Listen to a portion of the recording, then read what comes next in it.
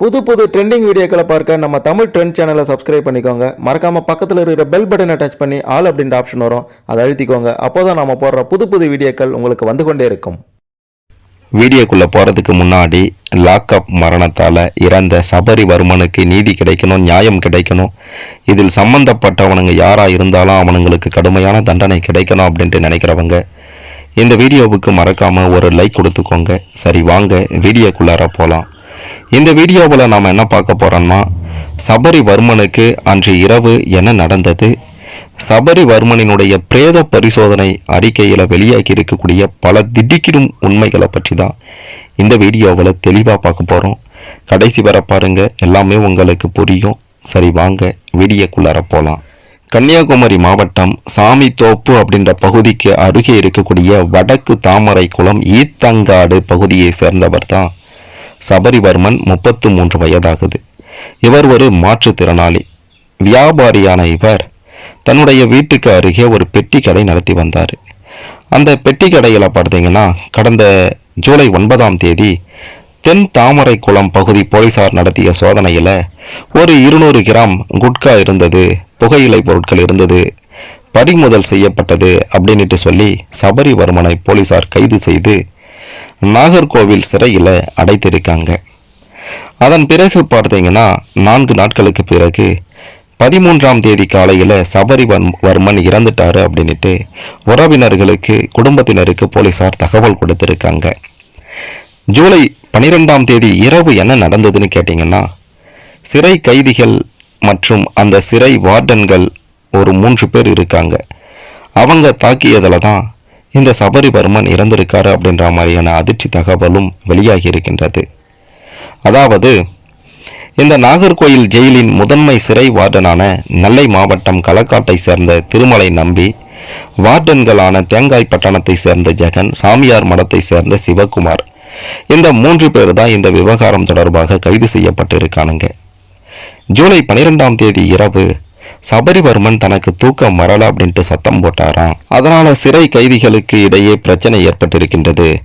அதன் பிறகு பார்த்தீங்கன்னா, சிறை கைதிகளுடன் சேர்ந்து இந்த வார்டன்களும் பிரச்சனை பண்ணி தாக்கி இருக்கானுங்க அப்படின்ற ஒரு அதிர்ச்சி தகவலும் வெளியாகி இருக்கின்றது. அதனால தான் பார்த்தீங்கன்னா சபரிவர்மன் இறந்திருக்காரு. இந்த சம்பவம் பற்றி பல திடுக்கிடும் உண்மைகள் பிரேத பரிசோதனை அறிக்கையில் வெளியாகி இருக்கின்றது. அருகில் இருக்கக்கூடிய ஆசாரிப்பள்ளம் மருத்துவமனையில் அன்று இரவே அனுமதித்திருக்காங்க. அன்று இரவே இறந்துட்டார் அப்படின்ற மாதிரி மருத்துவர்கள் சொல்லியிருக்காங்க. சிறப்பு மருத்துவ குழு மூலமாக உடற்கூறு ஆய்வு மேற்கொள்ளப்பட்டது, அதாவது பிரேத பரிசோதனை மேற்கொள்ளப்பட்டது. இந்த பிரேத பரிசோதனை முழுமையாகவே வீடியோ பதிவும் செய்யப்பட்டது. மேலும் சபரிவர்மனினுடைய உடலை உறவினர்கள் பார்க்கவும் நடவடிக்கை எடுக்கப்பட்டது அப்படின்றதும் குறிப்பிட வேண்டிய விஷயம். இந்த பிரேத பரிசோதனை ஆய்வு அறிக்கையில் மொத்தம் 19 இடங்களில் சபரிவர்மனுக்கு காயம் ஏற்பட்டு இருக்கின்றது தெரிய வந்திருக்கின்றது. பிரேத பரிசோதனை அறிக்கையில் என்ன இருந்ததுன்னா, 19 இடங்களில் காயம் ஏற்பட்டிருக்கு. அதாவது வலது முழங்கை, முன்கை மற்றும் தோள்பட்டை பகுதிகளில் காயம் இருக்குது. வலது கையின் நடுப்பகுதியில் பெரிய ஒரு இரத்தக்கட்டு இருக்குது. வலது கையின் 2வது மெட்டாகார்பல் எலும்பு முறிவு ஏற்பட்டிருக்கு. கையின் உள்ளங்கையில் திசுக்கல்ல இரத்த கசிவு பதிவாகியிருக்கு. வலது முன்கை மற்றும் வலது காலில் ஒரு கட்டுப்படுத்தப்பட்டதை குறிக்கும் சிவப்பு தடயங்களும் இருந்திருக்கு அப்படின்ற மாதிரியும், இடது முழங்கை, இடது கை, இடது கால் மற்றும் மார்பு பகுதியிலையும் சிராய்ப்பு மற்றும் இரத்தக்கட்டு காயங்கள் பதிவாகி இருக்கு அப்படின்ற மாதிரியும் பிரேத பரிசோதனை அறிக்கையில் பல திடுக்கிடும் தகவல்கள் தற்போது வெளியாகி இருக்கின்றது. அது மட்டும் இல்லாமல் அனைத்து காயங்களும் சிவப்பு நிறத்தில் காணப்பட்டதாக மருத்துவர்கள் சொல்லியிருக்காங்க. அதே மாதிரி தலைப்பகுதியின் நடுவில் சுமார் 4x2 சென்டிமீட்டர் அளவிலான இரத்தக்கட்டும், கழுத்தின் பின்புறத்தில் 3x1 சென்டிமீட்டர் அளவிலான காயமும் கண்டறியப்பட்டிருக்கின்றது.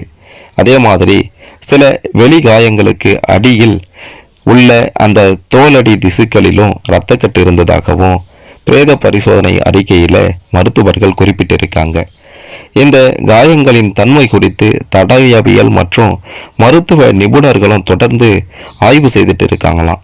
இருந்தாலும் ரசாயன பரிசோதனை, திசு ஆய்வு உள்ளிட்ட ஆய்வுகள் நிறைவடைந்த பின்னர் பார்த்தீங்கன்னா இன்னும் பல திடுக்கிடும் உண்மைகள் வெளியாகும் அப்படின்ற மாதிரியும், இதுவரை வெளியான இந்த பிரேத பரிசோதனை அறிக்கையில் சபரிவர்மன் பார்த்தீங்கன்னா ரொம்ப கடுமையாக தாக்கப்பட்டிருக்கிறாரு.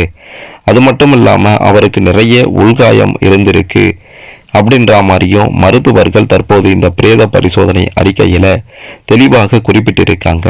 பிரேத பரிசோதனையை பார்த்து, அதாவது அந்த அறிக்கையை பார்த்து மருத்துவர்களே மிரண்டு போகக்கூடிய அளவுக்கு இந்த பிரேத பரிசோதனை அறிக்கை இருந்திருக்கின்றது. அந்த அளவிற்கு ஏகப்பட்ட காயங்கள் பார்த்தீங்கன்னா சபரிவர்மனுக்கு ஏற்பட்டிருக்கின்றது.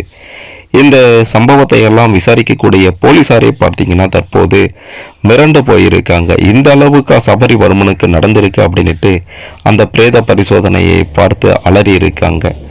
இந்த சம்பவம் குறித்து இந்த பிரேத பரிசோதனை முடிவில் பார்த்தீங்கன்னா சபரிவர்மனினுடைய மனைவி ஆனந்தவல்லி கொடுத்த புகாரின் அடிப்படையில் அருகில் இருக்கக்கூடிய நேசமணி நகர் போலீசார் என்ன வழக்கு பதிவு செய்திருக்காங்கன்னா, இது ஒரு இயற்கைக்கு மாறான மறைவு அப்படின்ற மாதிரி வழக்கு பதிவு செய்து விசாரணை நடத்துகிறாங்க.